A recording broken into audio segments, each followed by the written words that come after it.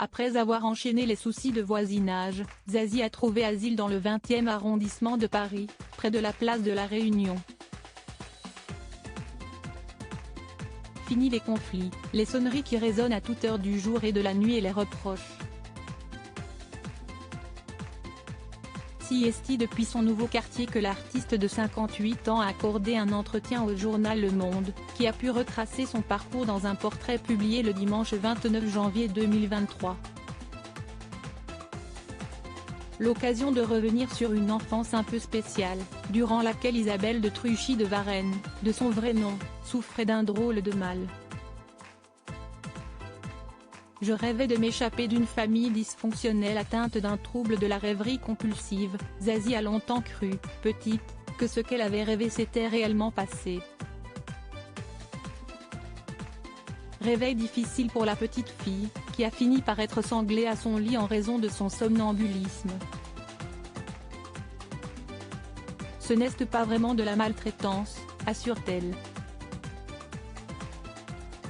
Je rêvais de m'échapper d'une famille dysfonctionnelle où la seule langue qui se parlait correctement était la musique, et où régnait une sourde violence, pas toujours sourde d'ailleurs. Dieu merci, j'avais un grand frère, 1 an et demi de différence, on a passé des heures, des années, à s'inventer des histoires. Ça m'a un peu sauvée. Nous étions tacitement et inconsciemment solidaires. La famille, pour moi, est un non-sens. Qui est Lola, la fille de Zazie?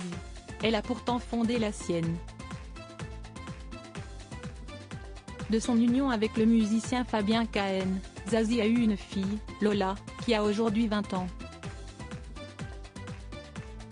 En ce qui concerne l'éducation, bien sûr, la chanteuse accorde la liberté à laquelle elle n'a pas pu goûter, plus jeune. Lola, artiste dans l'âme, circassienne, s'initie actuellement au trapèze coréen à l'école du cirque de Rosny-sous-Bois, en Seine-Saint-Denis. Loin de sa grande, Zazie ne chôme pas. Elle a récemment sorti son 11e album, LP. Dans lequel on retrouve notamment le titre Let It Shine, dédié à ses anciens voisins qui lui reprochaient d'être source de nuisances sonores. La boucle est bouclée. Retrouvez le portrait de Zazie dans le journal Le Monde du 30 janvier 2023.